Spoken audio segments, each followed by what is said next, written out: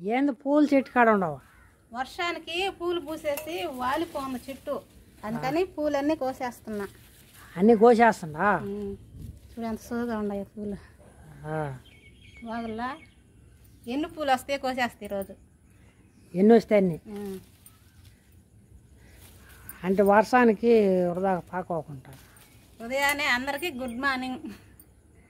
పూలు అయితే కోసేస్తున్నా. వర్షాకాలంలో కూడా మల్లెపూలు కోస్తున్నాయి చెట్టు. మామూలుగా చూడు ఎంత బాగుందో పువ్వు. చెట్టు ఆకైతే దూలేదు, పూలు అయితే బాగా పూస్తుంది.